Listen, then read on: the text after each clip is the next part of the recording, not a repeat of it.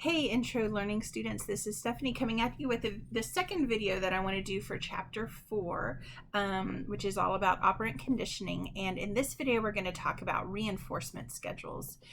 So I joke about this, a little bit of a joke, in the class that one of the things that you're going to learn in this video is how to control your family, which is actually a really useful thing. I'm a control freak, and I don't shy away from admitting that I control my family using operant conditioning, and they're better for it.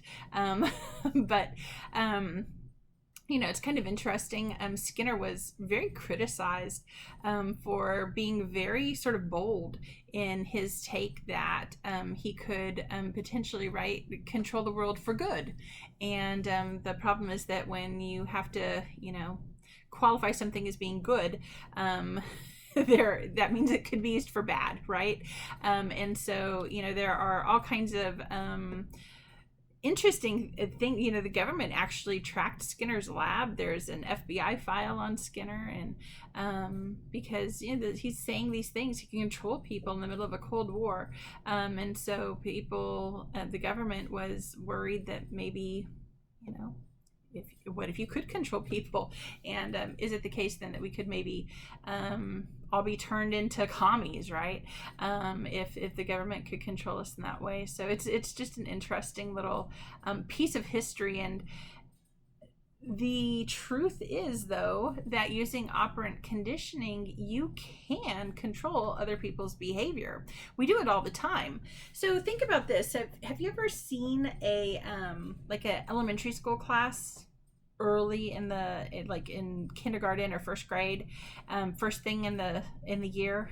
Those kids have no idea how to act, but a good teacher is going to reinforce the good behaviors and punish the bad behaviors, but hopefully there's a lot more reinforcing the good behaviors, right? Because again, remember, reinforcement is really useful because it tells me what I'm doing right, where punishment just tells me what I'm doing wrong, but doesn't necessarily give me a tool to fix it, right? So reinforcement's always better. And so that teacher really within the first week usually has those students pretty well under control. And for the most part, it's operant conditioning, and it can be something simple that she adds into the situation, like, hey, I really like the way you're sitting there so nice and quiet. Or, hey, Tommy, I really like the way you raised your hand to ask a question. Those kinds of reinforcers are really powerful. Your book talks about primary and secondary reinforcers and things like that. But human beings respond very well to food, right? Just like most organisms. But we also respond really well to verbal praise and hugs and things like that. Those are really important for us as well.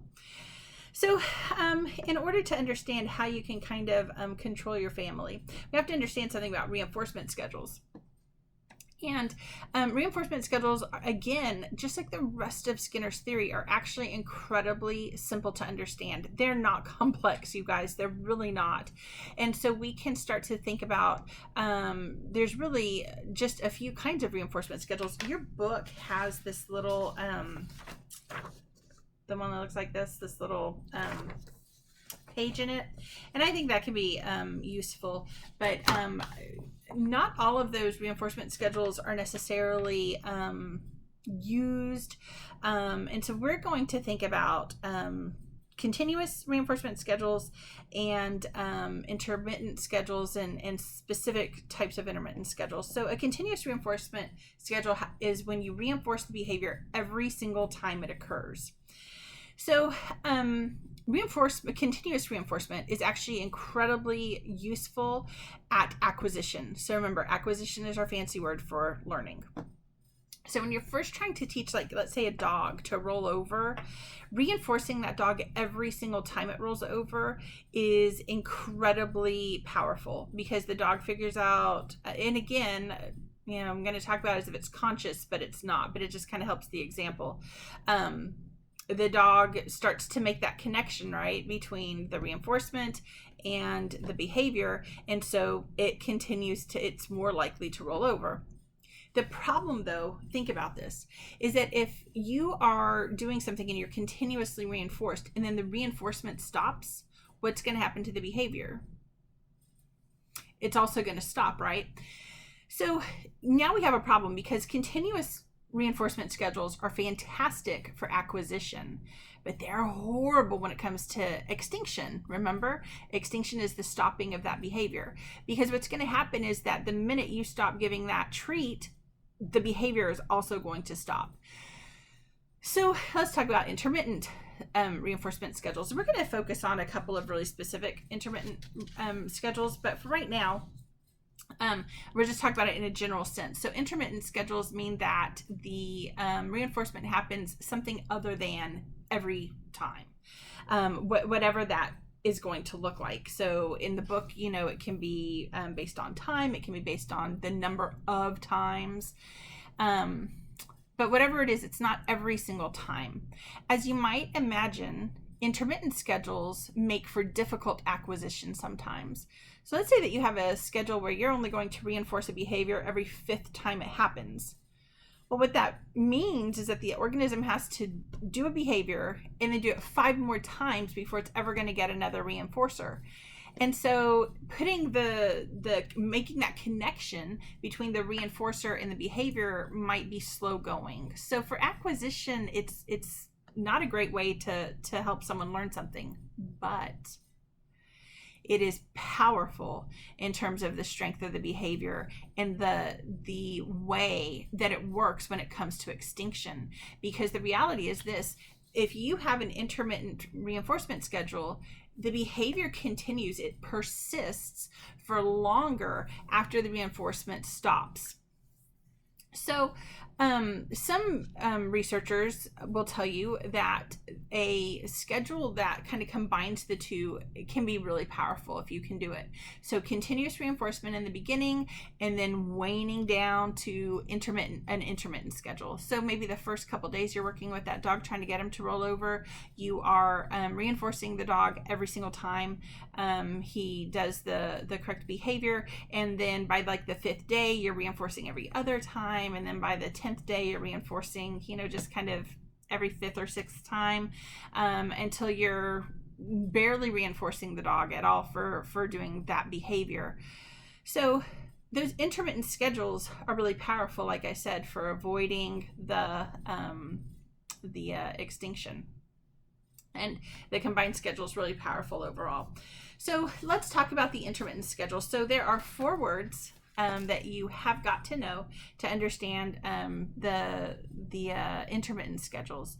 So the first is ratio. So in a ratio schedule, think about this: it's every so many number of times a behavior happens, it's going to be reinforced. In the interval schedule, we're talking about time. So intervals of time. Okay. The way those two, either ratio or interval schedules, can work is they can either be fixed, so that if you have a fixed ratio schedule, every so many times something happens, it's reinforced. So every 5th time it's reinforced, and it's a fixed schedule, so it's every 5th time. So at time 5 it's reinforced, at time 10 it's reinforced, at time 15 it's reinforced. Okay, it's fixed. It always happens like that. A fixed interval schedule happens after so much time has elapsed. So you're going to wait, either it can be hours or days, or it can be seconds, minutes, hours, or days. It's an interval of time, and that organism is always going to get reinforced at the first behavior after that period of time has elapsed. So a great example of this, the one that I'm going to use with you in just a little bit, is allowance day, when it always happens on Friday. So it's a once a week kind of thing. Some students want to say, well, that's every 7 days, but days is a time interval. It's not a behavior interval, right? So remember, ratio is every number of times a behavior happens. Interval is after a set net passage of time. Okay, so that's fixed. You can also have random ratio and random interval schedules. So that means that, for example, for the random ratio schedule, the average is going to be about every 5 times, but you're not counting how many times it's happened. Maybe one time you reinforce the behavior after the 3rd behavior. Maybe one time you reinforce it after the 20th behavior. Maybe one time and so the average is 5, but it's an average. You're not necessarily counting to be exact here, right? For random interval schedule, then it's kind of the same idea. It's an average of time that passes. So for example, I'm going to tell you how I controlled my daughter's messy habits, tried to. So when my son was young, he was, I always joke, we actually talk about him in my personality class. He was Freud's poster child for anal retentiveness. He remains that pretty much to this day. He's a pretty neat kid. My daughter, on the other hand, was a wreck. And I was a wreck when I was little. She was a wreck. And so we had started the children on allowance when they were in kindergarten. They got $2 a week. It wasn't like it was a lot of money, but they had things they were supposed to do to get that money. And one of them was just keep up your room. And for Sophia, that was just like, oh my gravy. It was like impossible for this poor kid to do that. She just was not a neat kid. And so I told my husband, I was like, we are going to have to put the kids on a random interval schedule. And I sat him down and I explained what that meant. And what that meant was that instead of giving the kids their allowance every Friday, which is what we had always done, that wasn't working for Sophia because she might have a clean room on Friday. That wasn't even a promise. She was little. She was 6 years old. But in an effort to help that be significantly more likely, if we wanted to increase the behavior of cleaning her room, what we could do is put her on a schedule that encouraged that. So I was a wreck when I was young, just like Sophie. So I sympathized with her a lot. But my allowance always happened on Friday. My mom got home at 5:30 and my allowance always happened at around 5:45 on Friday.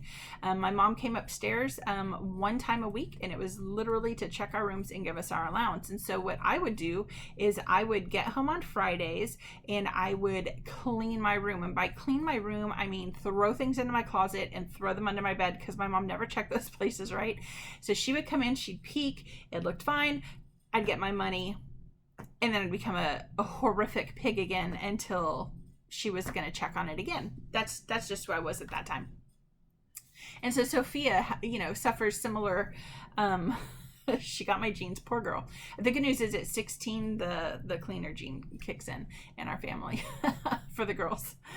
But I needed her to be clean at 6. And so I sat the kids down, both of them, and I explained that we were going to do allowances differently starting that week. So it was on a Friday, so I gave them their allowance, and I said, but here's the deal, you guys. Next week starts tomorrow, Saturday, and you might get your allowance anytime between Saturday and Friday. So it's not necessarily going to be Friday. It might be Friday sometimes, but it might not be Friday. It could even be at 5:30 on Monday. And I told them that because it was going to be 5:30 on Monday. My kids had an early school day, and so we used to get up at 5:30, and so I decided that's when inspection was going to done, to kind of help them understand it could be anytime. So 5:30 on Monday comes. I go into Sophie's, so in the hallway where the children's bedrooms are, Sophie's is the first door you get to. And I go in, and I'm like, hey Sophie, it's inspection time. And she wakes up and immediately throws herself to the floor to have a fit. Her room is a mess. She barely had room on the floor to throw herself onto. Tristan, so I know he's waiting. He can now hear her screaming. I know he's going to be up. So I leave her to her fit and went to go to Tristan, and I checked his room. It was perfect like always. He got his allowance, went back to a screaming, crying Sophie, and I was like, look, here's the deal. If you can pick up your room by tomorrow afternoon, which I thought was pretty generous, right? Didn't have to be done right away. We had to get ready for school. But if she could have it done by the next afternoon, she could get part of her allowance. She could get half of her allowance. Sophia had a really difficult time for really probably a couple months, understanding part of it was because she was young, right? But understanding that her room could be checked at any time, literally any time, could be allowance day, allowance moment is what we started calling it. But let me tell you what, after probably 5 or 6 months, more often than not, her room was not clean. It wasn't perfect, but it was good enough for a 6-year-old to earn her allowance. And that's all that I could really ask for at that time. Of course, she had weeks that were difficult. But for the most part, she did a significantly better job of keeping up her room. So that is how I controlled my daughter and her mess. My other example, she was on a random interval schedule.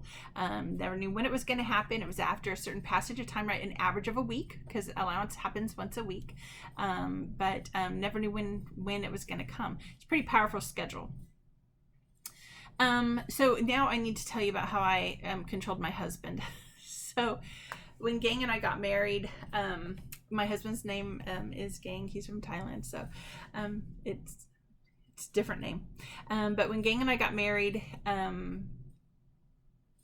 I have to have a made bed to feel good about my day. Like, even when I was a wreck like Sophie, I still had to have a made bed. That's just how I was raised.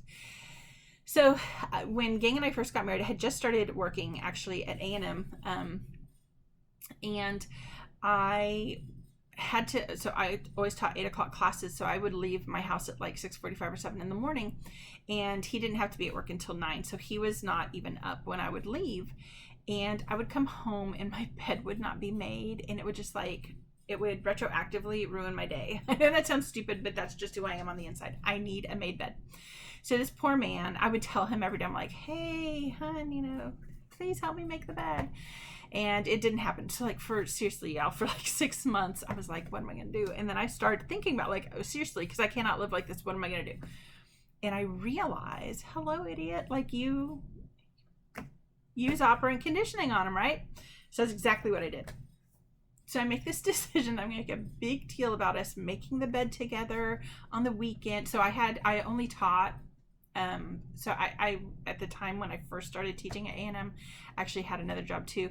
And so anyway, I worked Monday, Tuesday, Wednesday, Thursday, and then had Friday, Saturday, and Sundays off. And so I could be helping him make the bed and stuff. So I was like, okay, that's 3 days out of the week. Okay. I know it's not going to happen right away, but I'm all hopeful. So, we get up on Friday and I'm like, hey, can you help me make the bed? And he's like, yeah. So he does his side and I do my side, and I go over and I thank him and I give him a really good kiss. And that's his reinforcement, right? Verbal praise and good kissing, right? And so Saturday, same thing. Sunday, same thing. And so Monday I go to work, and we had talked about it on Sunday night. I was like, hey babe, please try to make the bed. He's like, oh yeah. And so I am so hopeful, right? Monday I go into work, I get home, and my bed is not made. And I was like, oh. Because of course operant conditioning takes, can take a number of trials. So the next Friday, Saturday, Sunday, I do the same thing. Thank you so much for helping me make the bed. Have him help me, so he's doing the actions. Thank him for helping me, and then give him good kissing, and thank you so much.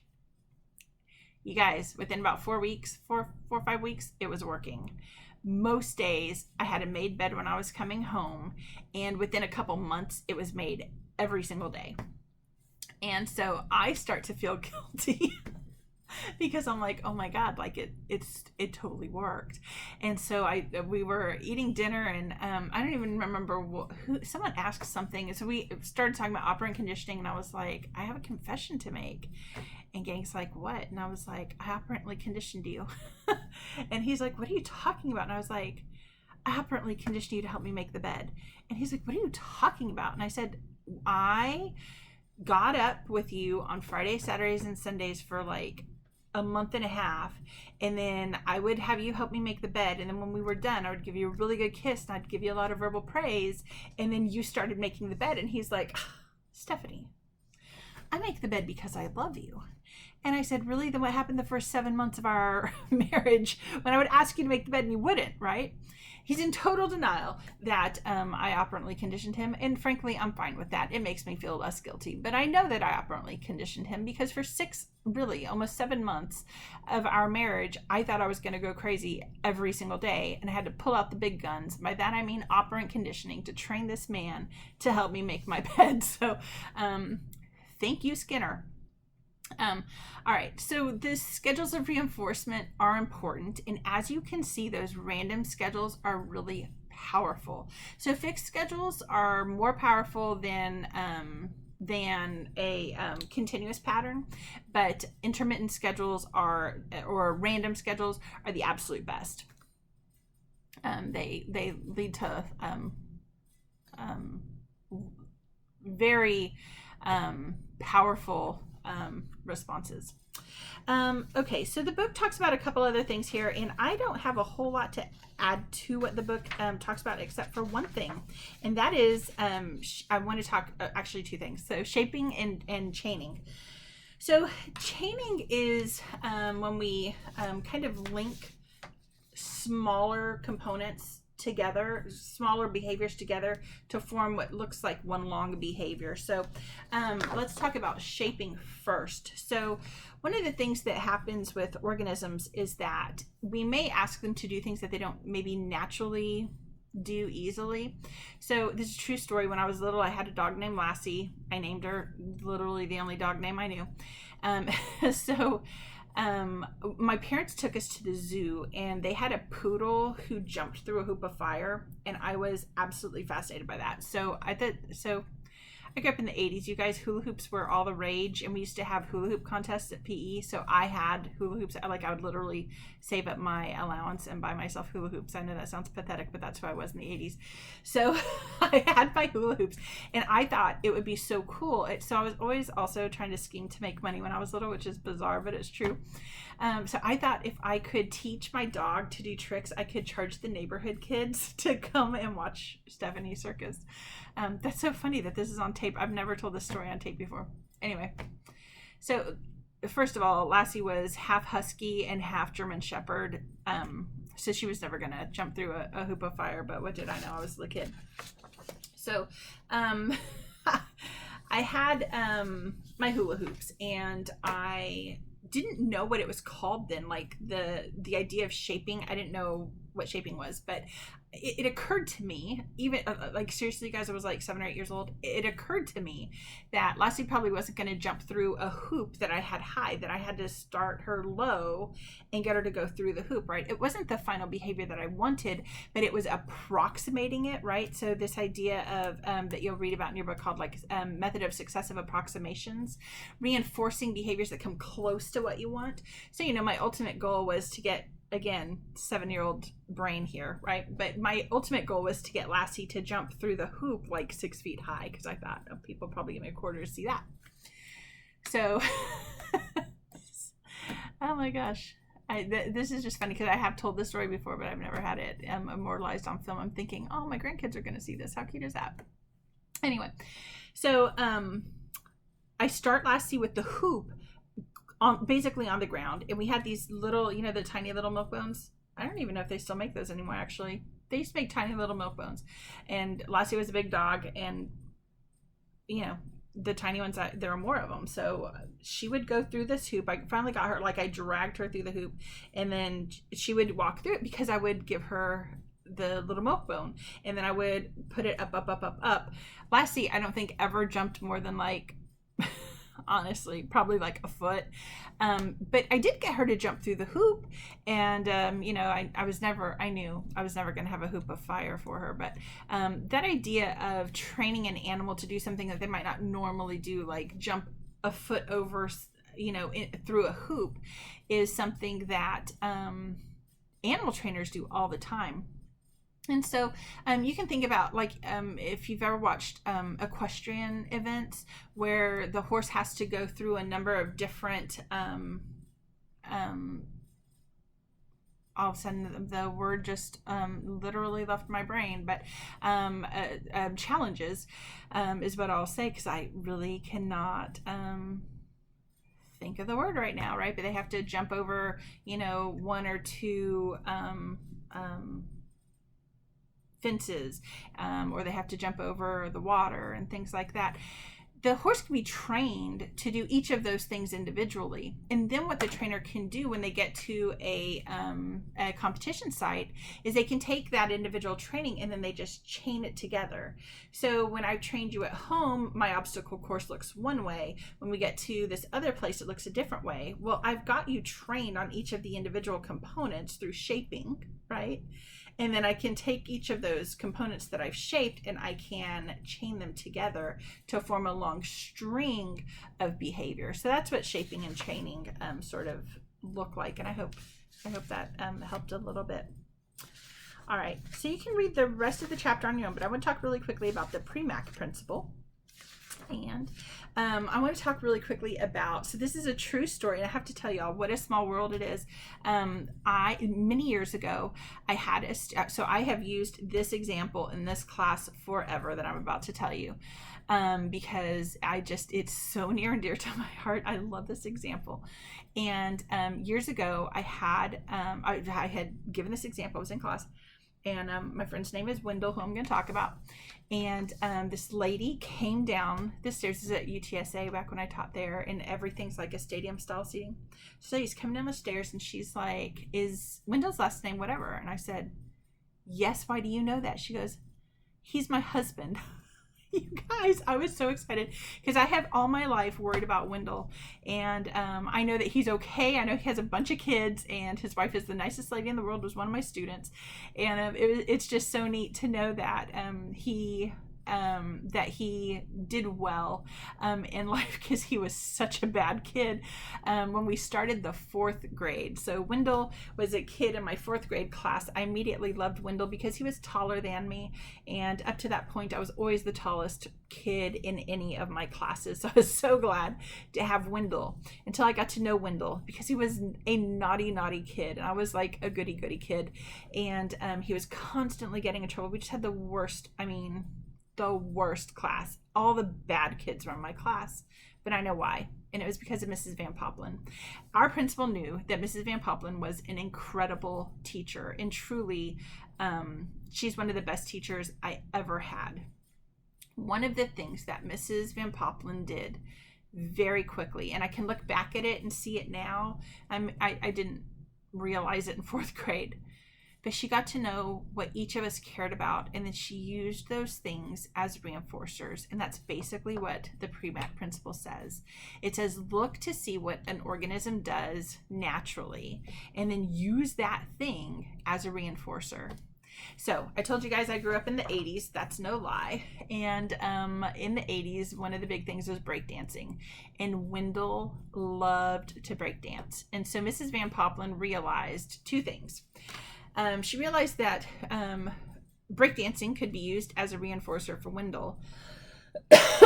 She also realized that the rest of us loved to watch him breakdance. So that allowing Wendell to breakdance could be used as a reinforcer for all of us. She's a genius. So a couple months into school, we came in one Monday, and there was this, huge giant cardboard in our classroom. And Mrs. Van Poppelen told us that if Wendell behaved himself all week long, that he would be allowed to break dance for us the last 20 minutes of class on Fridays, every Friday. And we were all like, "Oh my God, this is awesome," right? Because we wanted to see him. So it was a reinforcer for us. And Wendell wanted to do it because he loved performing for us. And so it was a reinforcer for him. Like, it was a win-win all around. When Wendell would start to be naughty during the week, we would remind him, because we all wanted to see it. So we'd be like, "Come on, Wendell, you gotta shape up," right? She was an absolute genius. The reason Wendell's wife knew that I was definitely talking about him is because he had told her that Mrs. Van Poppelen had changed his life. And he talked about that, that breakdancing. Isn't that awesome? So anyway, yay for Mrs. Van Poppelen, yay for the Premack principle. It really does work, and it can change lives. Anyway, all right, you guys, that's it for chapter 4. As always, if you have any questions, please send me an email so that we can get the kinks worked out. I'll talk to you later. Bye.